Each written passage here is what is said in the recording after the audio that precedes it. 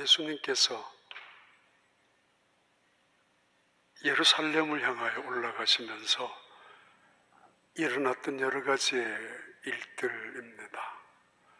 길게는 6개월, 짧게는 2, 3개월을 십자가를 앞에 두고 마지막 여정을 하시고 계시는 순간입니다. 그때 예수님 이런 말씀을 하셨습니다. 이 시대를 분별하라고. 잘 믿고 살아가라는 이야기예요. 똑바로 믿으라는 이야기죠. 이 시대를 분별하라.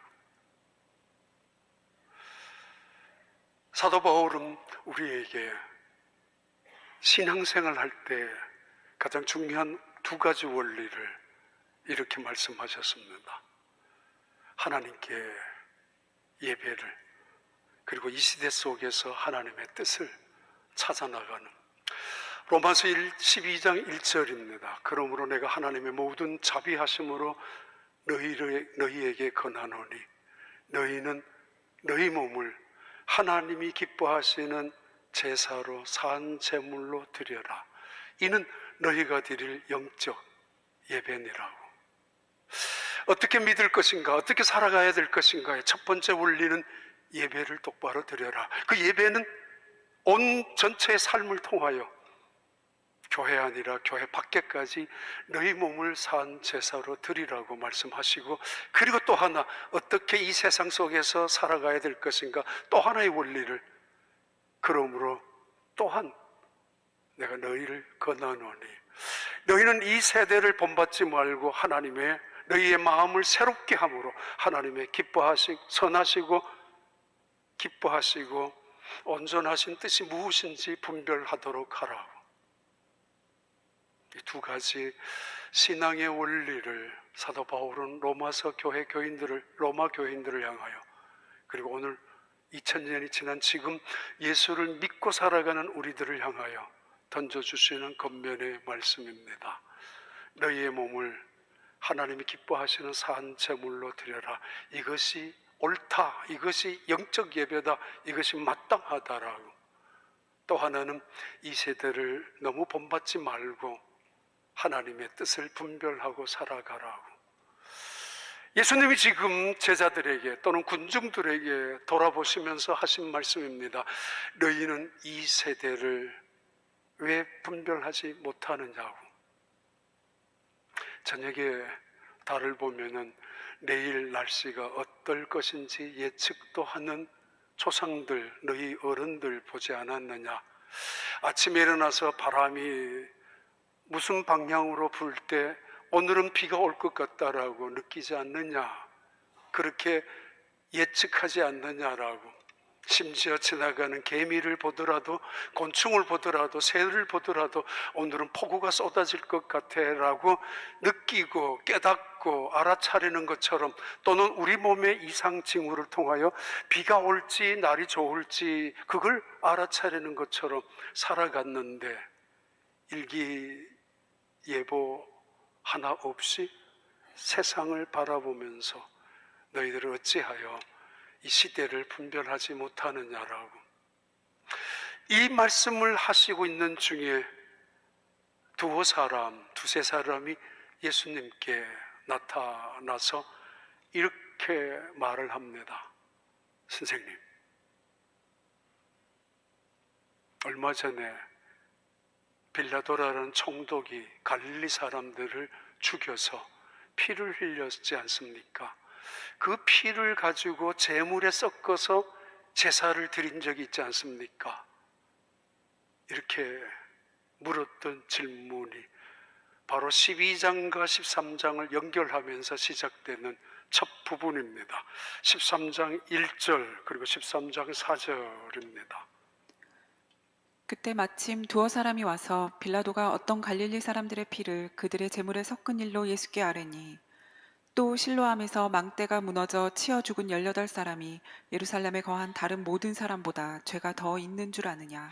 시대를 분별하라고, 당연히 시대를 분별하며 깨닫고 살아가라고 예수님이 지금 뭔가 의미심장한 말씀을 그들에게 던져주고 있습니다. 그때 예수님의 말씀을 멈추게 한 채 마침 두 사람이 와서 예수님께 은근히 일러 바치고 있습니다. 빌라도가 이렇게 잔인한 총독이라고, 빌라도가 이렇게 악독한 나쁜 사람이라고, 한편으로는 갈릴리 사람들을 폄하하기도 합니다. 자신들은 마치 예루살렘 출신인 것을 과시하면서 갈릴리 사람들이 무리하게 데모를 하다가 진압에 의해서 피가 흘려서 죽어서 그 피가 튀겨서 재물에까지 올라간 적이 있지 않느냐라고 예수님에게 시대의 징조와 시대의 표시를 깨닫고 살아가라고 말씀하셨던 예수님에게 다그치고 있습니다. 그들이 죄가 많아서 죽었지 않느냐라고, 그들이 괜히 죽은 것이 아니라 하나님의 형벌이 아니겠느냐고 그런 투로 일러 바치고 있는 인상입니다. 4절의 말씀 거의 동일한 말씀인데 이때 예수님께서는 그들에게 이렇게 말씀하죠. 그러면은 며칠 전에 일어났던 실로암 망대가 무너져서 18명이 죽었는데 그렇다면은 이 18명도 죄가 많아서 죽었다고 생각하느냐라는 예수님의 대답이 또 다른 그들에게 질문을 하고 계시는 내용이 오늘 본문 내용입니다. 문제가 시작됩니다. 갈릴리 사람들이 몇 명이 죽어서 피가 흘려졌고 그리고 재물에 섞였습니다. 이렇게 잔인하게 이렇게 사람이 죽어갔습니다. 실로암 망대에 무너져서 18명이 그 자리에 있다가 죽었습니다. 용케 살아난 사람도 있었을 것이지만은 죽은 사람들의 문제가 있습니다.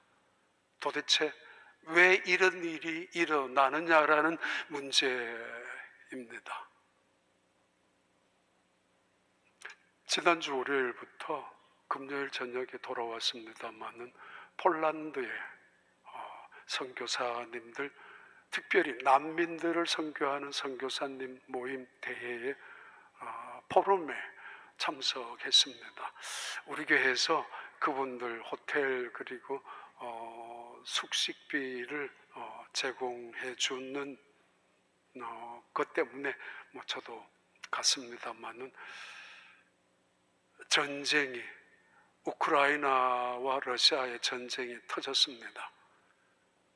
거기 가서 들은 이야기지만은 우크라이나에 살고 있는 중국 사람들한테 중국 대사관에서는 연락을 했었다고 합니다. 일주일 후에는 러시아가 우크라이나를 정복할 텐데 시가지 퍼레이드를 할 텐데 중국 사람들 너희들이 먼저 가서 환영을 하라고 러시아 군인들을.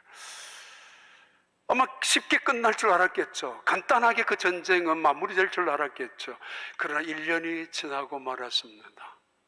여러 가지 이유로 그 전쟁은 앞으로 언제 끝날는지 알 수 없지만은 그런데 그때 우크라이나에서 나온 사람들 1,000만 명 이상이나 유럽 전체의 난민으로 흩어졌고 우리가 모였던 폴란드 바로 국경 지역에 있는 폴란드는 250만 명이 그 전쟁 때문에 난민으로 모여 있습니다. 그 중에 난민 학교, 난민촌이라고 부르기는 그런데 한 곳을 방문했는데 한 2,000여 명 이상이 수용할 수 있는 커다란 공장을 했던 빌딩입니다. 그리고 현재는 400명, 500명 가까이 되는 아이들이 공부하고 먹고 자고 하고 있는 그런 학교인데 기숙사이기도 학교인데 미국 성적이 한국 태국기만 있는 거는 전 세계 중에서 한국에서 가장 많이 돕고 있다는 의미라고 합니다. 한국 교회들이 생색내지도 아니하고 그 많은 한국 교회에서 기도하고 있고 도와주고 있기 때문에 미국하고 또 영국 그렇게 두 개 태극기하고 성적이가 가장 잘 못 지게 하기 때문에 그 다음 봐요. 이 빌딩 안에 난민들이 하나의 이게 뭐죠? 베니다판 합판 하나 그거 사각형으로 만들어서 한 가족이 살고 있는데 대부분은 아이들 그리고 엄마도 없고 대부분 할머니들, 아이들하고 같이 현재는 500명 가까이 그 자리에서 숙식을 해결하고 낮에는 2층에 올라가서 학교 공부를 하고 있는 중입니다. 지나가 봐요.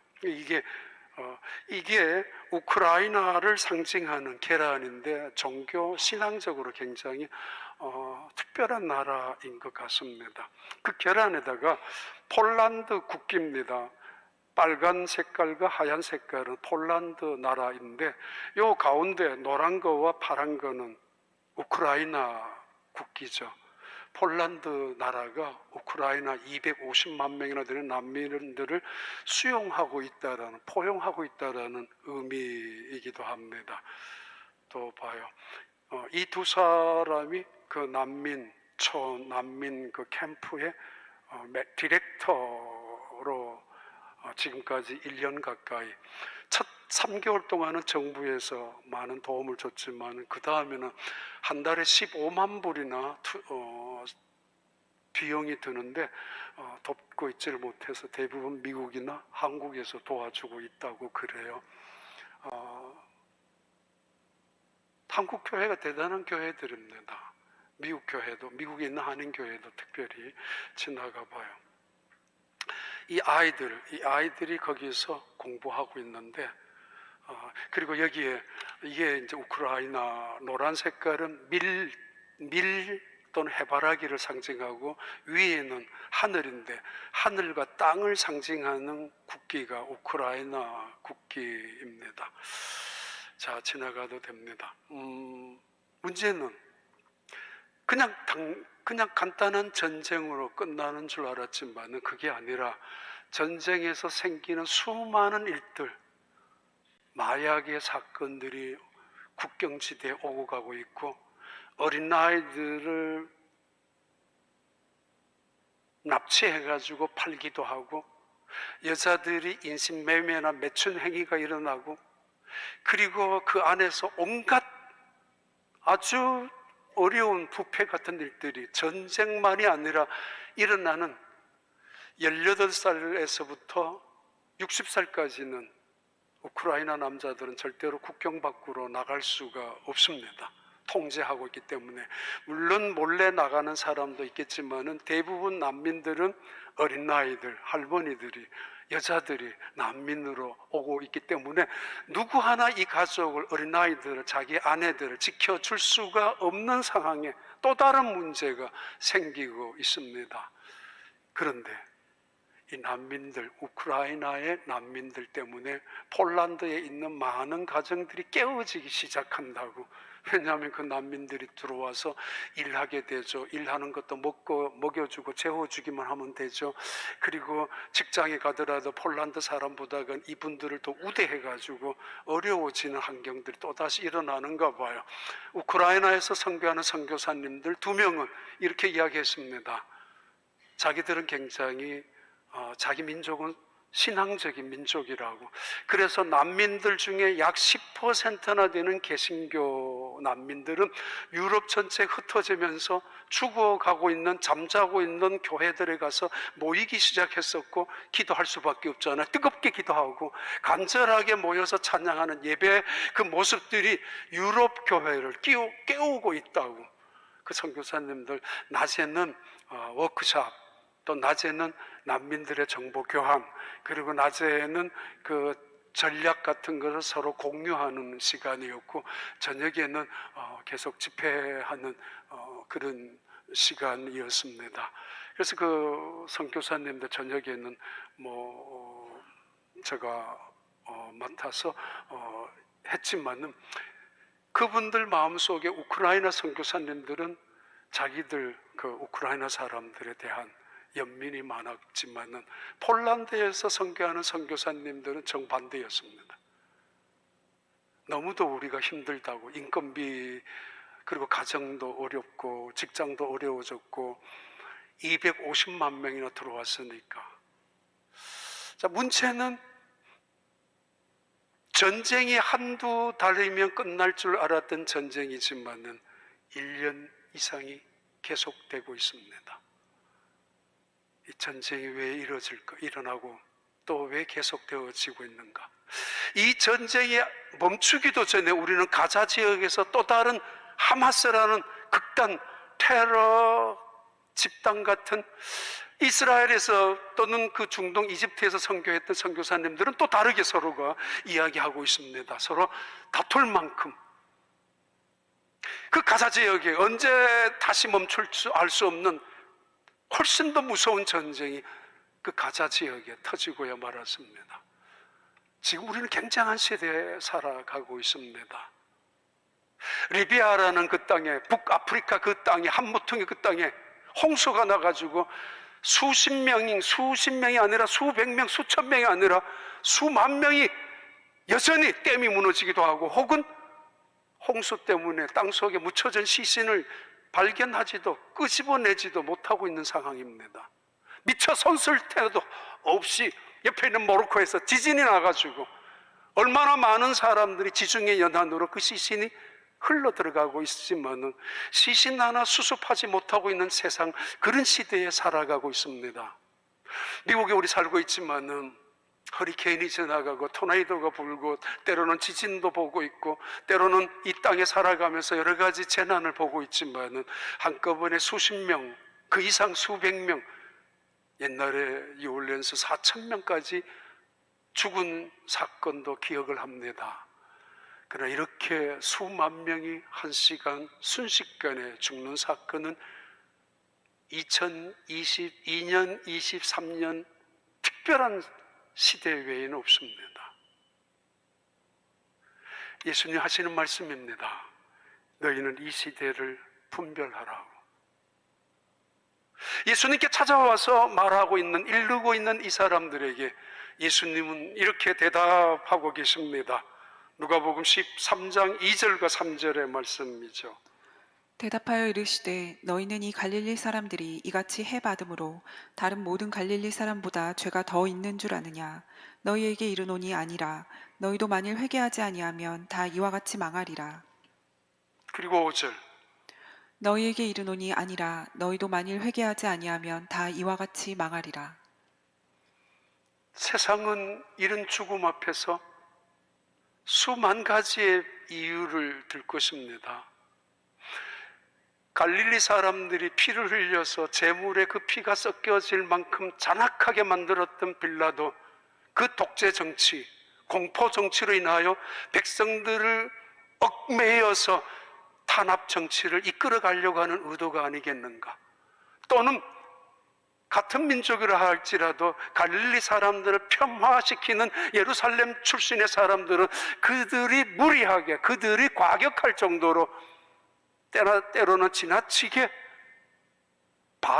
저항했기 때문에 그렇게 죽은 것이 아니냐라고 말하고 있는 그들. 예수님께서는 또 다른 사건으로 이야기하시고 계십니다. 실로암 망대도 무너졌어 18명이 말이야.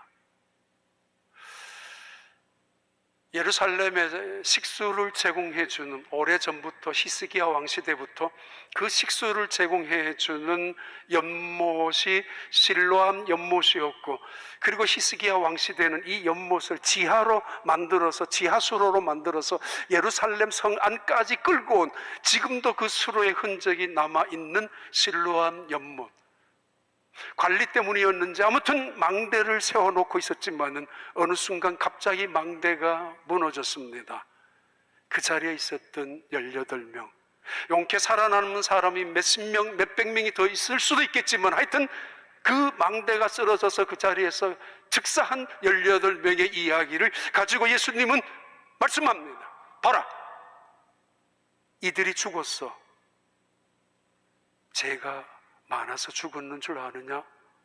너희보다 죄가 많아서 죽은 줄 알아. 너희들의 관점은 지금 죄가 누가 많으냐 적으냐, 너희들의 관심은 누가 더 큰 악을 저질렀느냐 덜 악을 저질렀느냐 이에 관계되는 이야기지만, 예수님께서는 다른 관점으로 그 사건을 해석하려고 하고 계시고, 다른 관점으로 그 사건을 영적으로 우리에게 말씀을, 메시지를 증거하려고 지금 이 말씀을 끌고 가시고 계십니다. 망대가 무너졌습니다. 정책의 부재, 관리의 소홀, 정치가들의 어떤 집권당의 혹은 그 관리하는 공무원들의 소홀함에 책임을 추궁할 수 있을 것입니다. 왜 이렇게 했느냐고. 뭐 했느냐고 공무원들은 말이에요. 또는 건축업자, 건설업자들의 부정과 부패를 신랄하게 찾아내어서 양심도 없는 인간들이라고 어떻게 돈하고 목숨을 생명들을 바꿀 수가 있느냐라고 대문짝만하게 신문바자 뉴스로 도배했을 것이고 그 기업의 사장 얼굴이나 그 기업의 대표자들 얼굴을 뜯어 올려가지고 죽여야 된다고 이런 인간들은 말이에요. 어떻게 꽃다운 나이의 어린 아이들의 목숨을 이 무자비할 정도로 돈에 욕심이 되어 있는 혈안이 되어 있는 인간들을 맞바꿀 수 있느냐라고. 혹은 이렇게 이야기하기도 합니다. 그래도 그 자리까지 왜 갔어? 망대가 부실한 때는 한두 번이 아니었지 않냐고.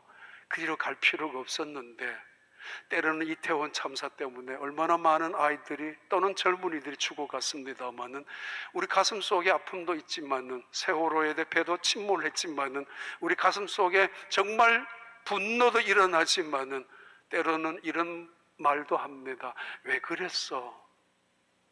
왜 그렇게 때로는 멋모르게 뭐 그런 유행에 또는 허세에 또 쫓아가야 되느냐고, 세상 물결에 똑같이 풍조에 살아가야 되느냐라고, 그들 잘못이 아니겠느냐라고까지 이야기하기도 합니다. 근데 예수님 그 문제에 대해서 대답하십니다. I tell you, I say, no, no. 세상은 크고 작은 문제, 세상은 작다 없다의 문제, 죄의 문제로 연결해서 마치 나는 죄가 그들보다는 없는 것처럼, 그들이 죽은 그들은 훨씬 더 죄가 많은 것처럼 이야기하고 있지만은 예수님께서 대답하십니다. No, 아니야. 만약에 너희들도 회개하지 않는다면 이 사건을 보고 이와 같이 망하게 될 것이라고. Unless you repent. 만약에 회개하지 않는다면 you will all perish. 다 likewise. 이렇게 이처럼 그들처럼 망하고야 말 것이라고. 미련한 사람은 큰 사고 앞에서도 그냥 지나갑니다. 아무것도 아닌 것처럼 여기려고 하지만은 지혜로운 사람은 작은 사고 앞에서도 큰일인 것처럼 자기 스스로가 받아들여서 무릎을 꿇기도 합니다.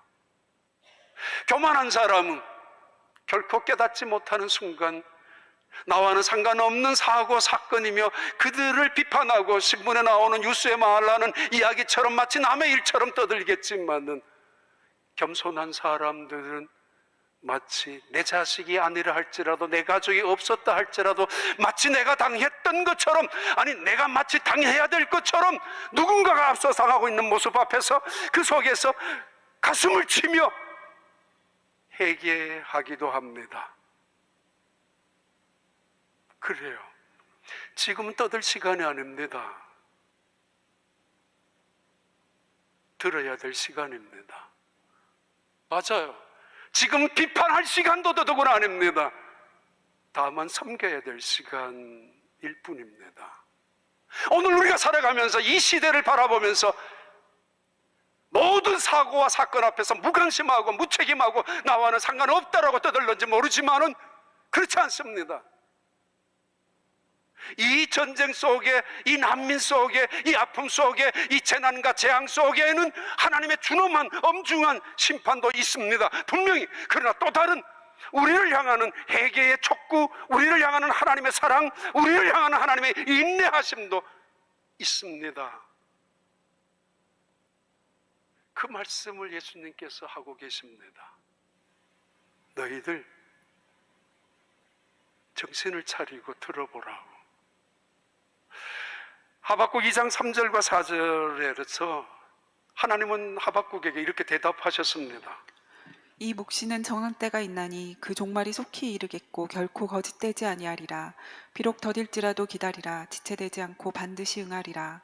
보라, 그의 마음은 교만하며 그 속에서 정직하지 못하나 의인은 그의 믿음으로 말미암아 살리라.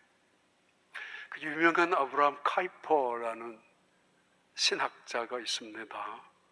존 칼뱅 이후에 제2의 종교개혁을 일으켰다고 할 만큼 대단한 신학적인 학자 아브라함 카이퍼가 하나님의 뜻을 두 가지로 나눕니다. 하나는 하나님의 허용적인 뜻, 허용적인 계시. 왜 이런 일이 일어나는가? 때로는 하나님이 허용하시는 것처럼 보일 때가 있는 하나님의 뜻이 있고, 또 하나는 하나님의 지시적인 뜻.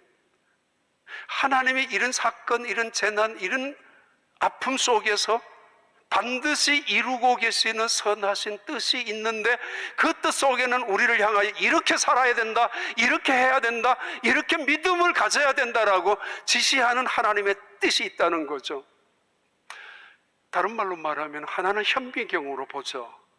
미시적인 안건으로 오늘에 일어나는 사건을 봅니다. 그래서 실망하고 낙심합니다. 때로는 분노하고 붕괴합니다. 아니, 때로는 절망하고 의심합니다. 하나님은 어디 계십니까? 무엇하십니까? 왜 침묵하십니까? 악한 사람을 왜 그냥 내버려 둔단 말입니까? 잘못한 사람을 왜 보란듯이 잘 살게 만들어 준단 말입니까? 현미경적으로 볼 때, 근데 하나님은 허용하실 때가 있다는 거죠. 그러나 망원경으로 보는 하나님의 거시적인 뜻이 있다는 거죠. 그럼에도 불구하고 전쟁의 역사가 있고 재난이 수없이 일어나지만은 하나님은 하나님이 원하시는 뜻을 기어이 이루어 가시는 거시적인 하나님의 뜻이며, 마침내 하나님의 뜻을 성취시켜 나가는 하나님의 계획이 이 세상 속에는 있다라는 의미를 말합니다. 왜 이런 재난이 이루어지는가? 하나님은 하박국에게 말합니다. 이런 상황 속에서 교만한 사람은 점점점 악으로 기울고 교만한 사람들은 점점 더 번영할 수도 있겠지만은, 그래서 때로는 하나님은 왜 이런 사람들 그냥 내버려 두느냐고, 왜 때로는 실로암 망대가 무너져서 그렇게 18명이 죽어야 하느냐라고 할런지 모르겠지만은, 그러나 때가 되면은 하나님이 하시는 일이 이루어지고야 말 것이며, 그래서 이런 재난과 재앙 속에 살아갈 때 믿음의 사람이란 고백하게 된다고. 오직 의인은 믿음으로 말미암아 산다라고. 요세푸스 역사학자 이야기입니다. 적어도 그 당시에 18명이라면 예루살렘 거주민을 확대해서 50만 명, 작게는 30만 명 있었다고 가정한다면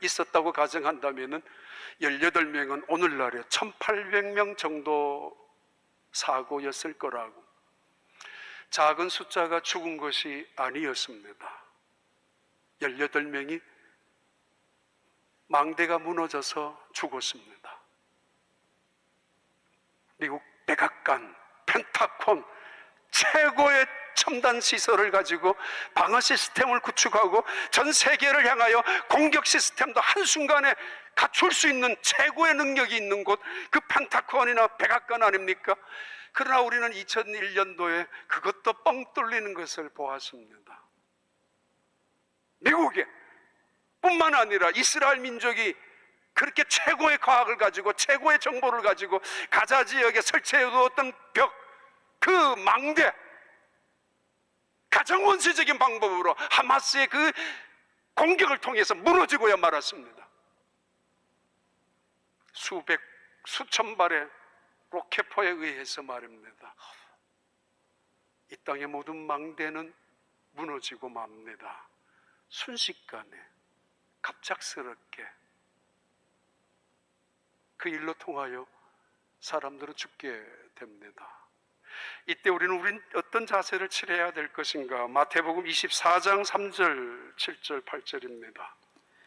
예수께서 감람산 위에 앉으셨을 때 제자들이 조용히 와서 이르되 우리에게 이르소서 어느 때에 이런 일이 있겠사오며 또 주의 임하심과 세상 끝에는 무슨 징조가 있사오리이까.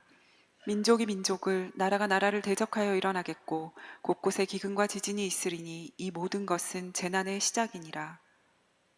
하나님은 하나님의 백성들을 훈련시키기 위하여 약했을 때는 하나님의 군대로 강하게 만들어 나오게 하기 위하여, 하나님의 군대가 되게 하기 위하여, 때로는 강했을 때는 그 힘을 빼서 철저하게 하나님을 의지하게 하기 위하여, 때로는 하나님의 언약을 잊어버린 채 세상에 집중하고 있는 그들을 깨우치기 위하여, 정신없이 세상을 쫓아가고 있는 세상 그 사람들을 향하여 끌어당기면서 때로는 재난 속으로, 때로는 전쟁 속으로 집어넣고 훈련시킬 때가 있습니다. 그러나 이것은 하나님의 사랑이기도 합니다. 하나님의 침묵을 오해하지 마십시오. 무능하다고 말입니다. 포기했다고 말입니다. 하나님의 침묵이란 하나님의 기다리심을 말하기 때문입니다. 어쩌면 하나님의 기다림조차 당연한 것이라고 우기지 마십시오.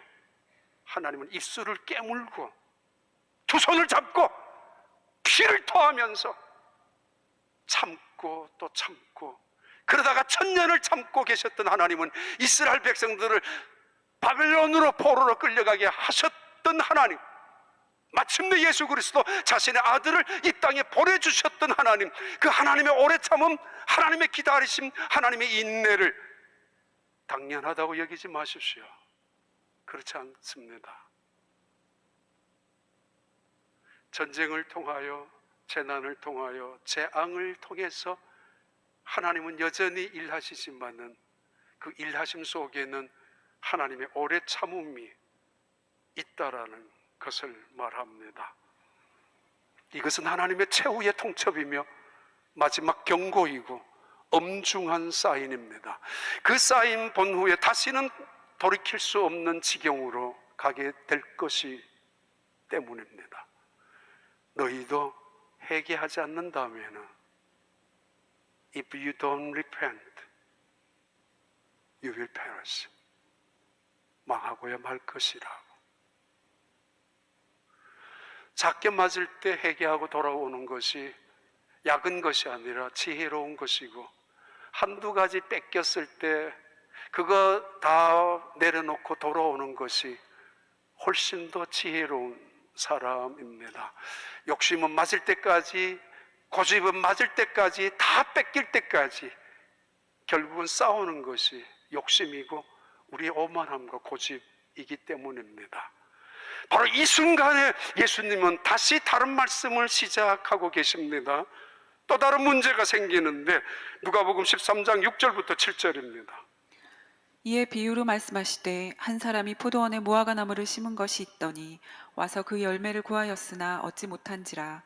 포도원지기에게 이르되 내가 3년을 와서 이 무화과 나무에서 열매를 구하되 얻지 못하니 찍어버리라. 어찌 땅만 버리게 하겠느냐. 이 비유가 바로 연결되는데, 유진 피터슨이라는 그 목사님은, 우리 교단의 대단히 영성학자이고 목회자였던 유진 피터슨은 비유로 말하다라는 그 책 속에서 이렇게 이야기를 합니다. 이 이야기는, 이 비유는 느닷없이 예수님께서 툭 던져놓은 예화가 아니냐, 전후 맥락으로 연결되지 않고 있기 때문에, 그러나 자세히 보니까 연결은 되고 있습니다. 아무튼 어디를 집어넣어도 괜찮은 또 다른 비유의 이야기를, 예화를 예수님께서는 툭 던지듯이 그 제자들에게 또는 군중들에게 말씀을 하십니다. 봐라, 포도원에 한 무화과 나무가 있었어. 그런데 그 무화과 나무에 열매가 없단 말이야. 그런데 주인이 와서 농부에게 이렇게 말했지, 일꾼에게. 찍어버리라. 찍어버리라. cut it down. 찍어버리라고. 이때 농부가, 일하는 일꾼이 주인에게 아닙니다, 한 해만 더 기다려주세요. Leave it alone. One more years. Just this years. 금년만 한 번만 더 기다려주시면 좋겠습니다. 이 비유를 예수님께서 제자들에게, 그리고 이 비유를 어쩌면 지금 회개하지 아니하면 망한다라고 말씀을 들었던 그 군중들을 향하여 재차 확인 사살을 하고 있는 말씀 비유이기도 합니다. 농부의 비유의 시작입니다. 무화과 나무 찍어버리라고. 대단히 과격한 하나님의 태도, 농장의 주인이며 어쩌면 공격적일 수 있고 폭력성이 있는 그런 단어이기도 합니다. 잘라버려라, 찍어버려라. 그렇습니다. 상한 갈 때도 꺾지 아니하시고 꺼져가는 등불도 끄지 아니하시기를 즐겨하시는 하나님의 관점에서 본다면 이 단어와 이 말씀은 매우 폭력적이기도 할 수 있을 것입니다. 그러나 분명한 거 있습니다. 하나님의 심판은 반드시 있다는 사실 말입니다. 하나님의 공의는 반드시 죄를 심판하시고의 만다라는 의미 말입니다. 농장의 주인, 이상하죠? 포도원에 심긴 무화과 나무. 근데 그 무화과 나무에게 찾아와서 3년이나 열매를 구했지만 열매가 없었습니다. 조급하신 주인은 아닙니다. 기다릴 만큼 기다려왔습니다. 참을 만큼 참아왔던 분입니다. 그래서 3년째 3살이 된 것이 아니라 적어도 열매 맺는 3년째도 또 찾아왔는데 그 열매가 없었다라는 것입니다. 한 번 잘못해서 매를 들고 10번 잘못해서 그때마다 징계하신다면 남아날 사람은 아무도 없을 것입니다. 한 번 잘못했을 때 눈 감고 지나가고 10번 잘못했을 때도 참고 지나가고 때로는 100번 잘못했을 때도 이를 악물고 참고 아버지 어머니의 사랑이라면 언젠가는 깨닫겠지, 알아서 하겠지, 뭔가 느끼겠지라는 마음으로, 그러다가 안 되면 매를 드는 법 아닙니까? 아무튼 3년을 기다렸던 하나님께서 농부에게, 바로 예수님에게 하시는 말씀입니다. 커리다, 참을 만큼 참았다고. 하나님의 사랑은 인내가 있습니다. 하나님의 인내도 끝이 있습니다. 하나님의 심판은 반드시 정한 시간이 있다라는 의미입니다.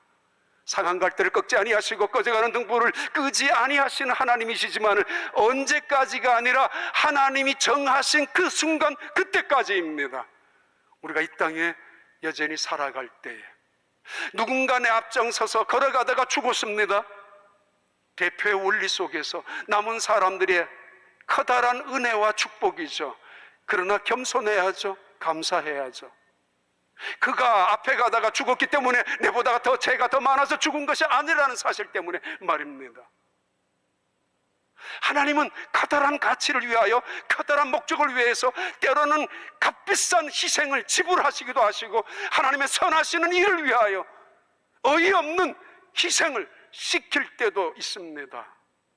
그걸 보고 아니 저 사람들은 죄가 많은 사람들이 아니냐라고 오해하지 말라라는 의미입니다. 지금은 들어야 될 시간입니다. 온 세상이 다 그렇습니다.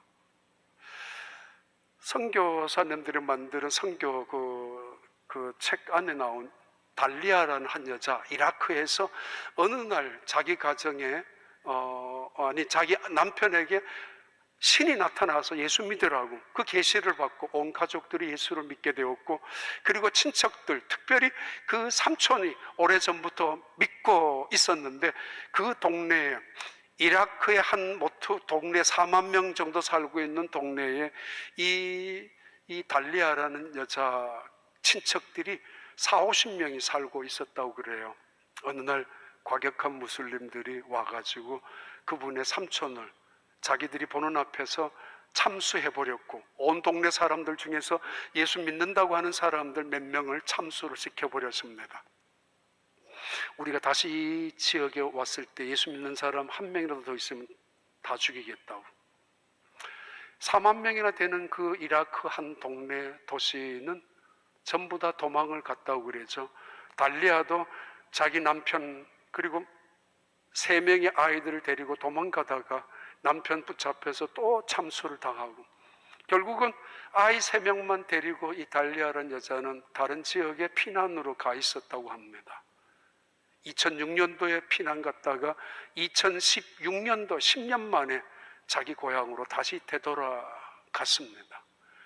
10,000명 정도가 남아있는 그 동네에 그 달리아라는 여자는 내가 할 수 있는 일이 뭘까 고민하기 시작하고, 그리고는 여성센터를 만들어서, 남자들은 다 죽었죠. 아니면 무슬림들에게 잡혀갔죠. 예수 믿는 사람은 예수 믿는다는 이유로 다 죽었죠. 이 달리아라는 여자는 여성센터를 만들어서 자기처럼 혼자 또는 자기처럼 아이들을 기르고 있는 가정들을 돕기 시작했었다고 합니다.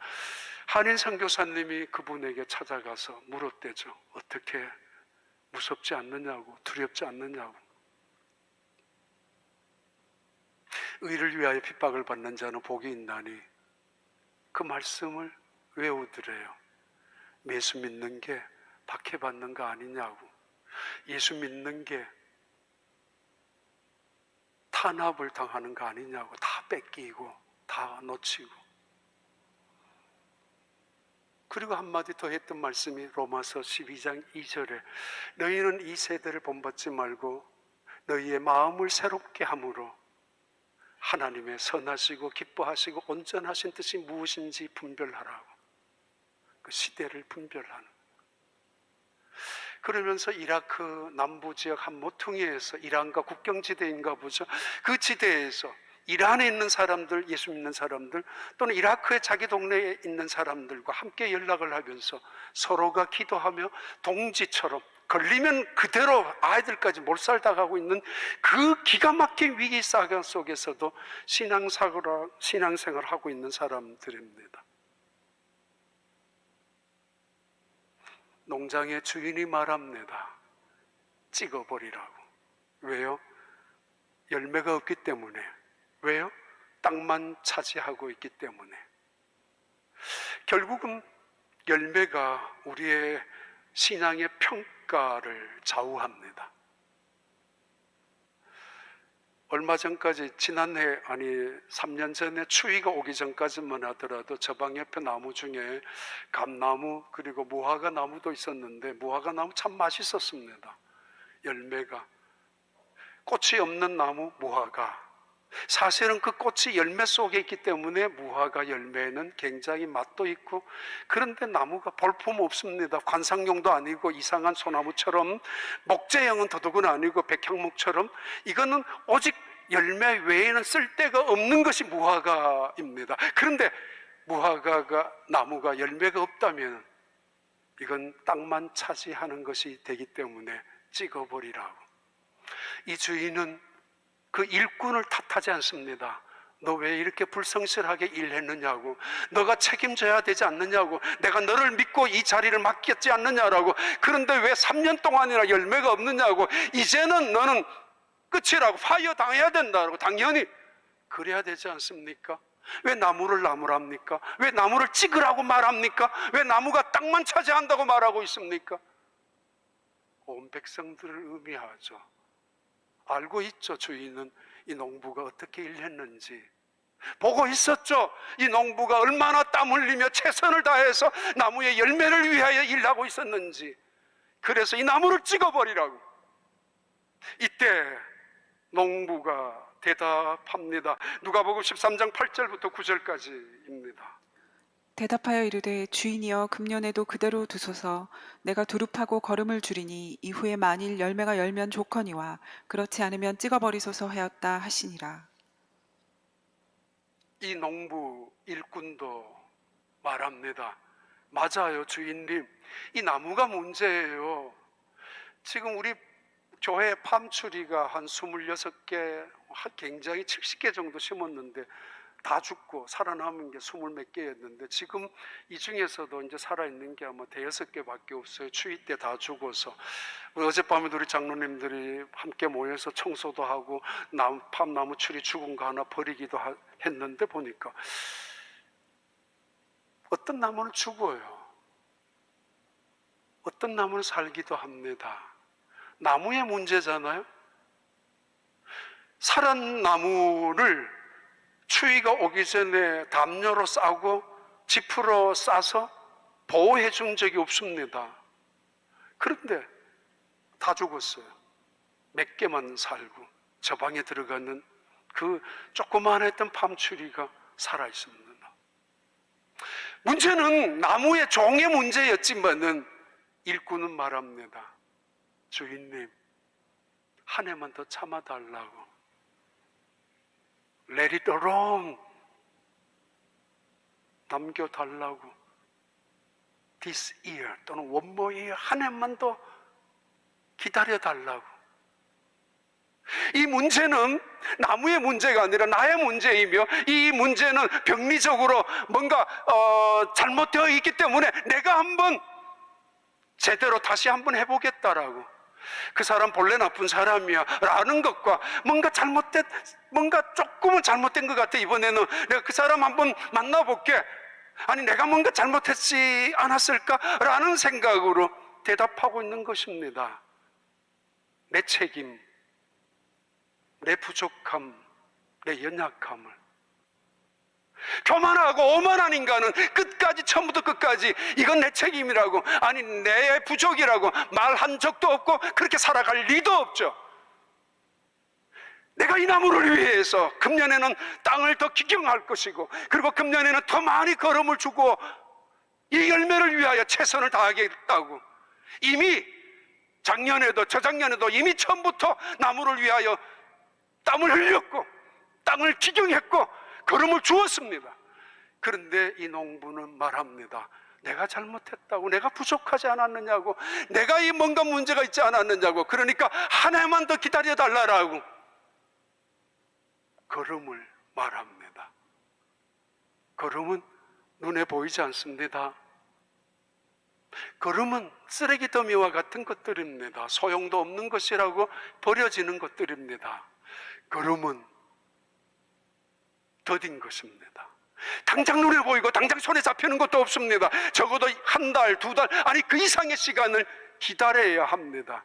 세상은 당장 오늘 원하지만, 내가 한 해를 더 기다려보겠다고, 참아보겠다고, 아니 땀을 흘려보겠다고, 걸음을 주겠다라고 말하고 있는 이 농부는 주인에게 간절하게 애원을 하고 있습니다. 참아달라고, 기다려달라고, 내가 부족했었다고, 내가 좀 모자라게 충성했지 않느냐라고, 할 만큼 다 했지만은, 더 이상 할 것도 없지만은, 이 나무의 문제이지만은, 같이 잘라버려도 되겠지만은, 아닙니다. 오늘 우리가 여기에 있으면 누군가의 기도 때문입니다. 오늘 우리가 여기 이렇게 있는 교회는 누군가의 헌신과 묵묵한 희생들 때문입니다. 오늘 이 순간에 우리가 여기에서, 이 땅에서 이민자로 살아가고 있다면 누군가의 충성스러운 희생이 있었기 때문입니다. 부모님일 수 있고 교회일 수도 있고, 교회가 하나님 우리를, 성경은 그분은 예수님이라고, 로마서 8장 32절부터 34절의 말씀입니다. 자기 아들을 아끼지 아니하시고 우리 모든 사람을 위하여 내주시니까 어찌 그 아들과 함께 모든 것을 우리에게 주시지 아니하겠느냐. 누가 능히 하나님께서 택하신 자들을 고발하리요. 의롭다 하신 이는 하나님이시니 누가 정죄하리요. 죽으실 뿐 아니라 다시 살아나신 이는 그리스도 예수시니 그는 하나님 우편에 계신 자여 우리를 위하여 간구하시는 자시니라. 자식이 잘못했을 때 부모님은 그 자식을 끌고 선생님에게 찾아갑니다. 선생님, 우리 아들 한 번만 용서해 주세요. 원래는 그런 아이 아니었는데 이사를 하다가 보니, 학교를 옮기다 보니, 친구가 없다가 보니 원래 그런 아이 아니었어요. 정작 용서를 구하고 잘못했다고 사과를 해야 되는 아들은 멀뚱멀뚱하게 쳐다보기만 하는데 엄마가 눈물을 흘리면서 메어달랩니다. 때로는 경찰서에 찾아가서 경찰에 붙잡혀 있는 아들을 보면서 가슴을 치고 이야기하죠. 이 아이가 잘못했다면 벌을 내가 받겠습니다. 내가 잘못 가르쳤고, 내가 잘못 보여줬고, 내가 잘못 살아왔다고, 이 아이에게는 잘못한 것이 없다라고, 내 잘못이라고, 한 번만 기회를 달라고, 용서해 달라고. 그 정작 자식은 지가 잘못했는지 못했는지 깨닫지도 못하고 있고, 심지어 그 얼굴에 보면은 내가 뭘 잘못했어, 그 울고 있는, 가슴을 치고 있는 아버지 어머니를 바라보면서 조롱하고 있을 수도 있는 자식 앞에서 그 자식 용서해달라고. 재판장에 갔을 때 판사 앞에서 온 세상의 부끄러움을 개의치 아니하시고 벌거벗은 수치도 개의치 아니하고 판사를 향하여 대신 내가 갈 수 있다면 내 아들 대신에 내가 감옥에 가겠다고, 내가 감옥에 가서 죄값을 치르겠다고, 내가 죽겠다라고. 이 아이는 원래 그런 아이가 아니었다라고. 뭘 그렇게 잘난 척해요? 뭘 그렇게 큰 소리 칠 게 있어요? 뭘 그렇게 잘했다고 말할 게 있어요? 나는 의롭다고 말할 사람 이 땅에 누가 있냐 말이에요. 다 그래서 살고 있는데, 부모님의 피눈물 때문에 우리가 살아가고 있는데, 아니 예수 그리스도의 그 엄청난 은혜, 사랑 때문에 오늘 우리가 여기 있는 것인데, 여전히 그분은 우리의 손을 붙잡고 계십니다. 한 손으로는 심판하시려고 하는, 때로는 과격할 정도로 이제는 때가 되었다고 말씀하시는 하나님의 손을 붙잡고, 아닙니다, 아니에요, 저 사람 한 번만 더 기다려봐요, 저 사람 한 해만 더 기다려봐요, 아니 저 사람 이름뿐이고 명분뿐이고 땅만 차지하고 열매도 맺지 않는데 이제는 찍어버리라. 아니에요, 한 해만 더 기다려 달라니까요. 온 세상에서 다 돌팔매질을 하고 이 세상에서는 그 사람 틀렸어 안 된다고 포기했지만 예수님은 그 사람의 손을 움켜잡고 있습니다. 금년 한 해만 더 기다려 달라고,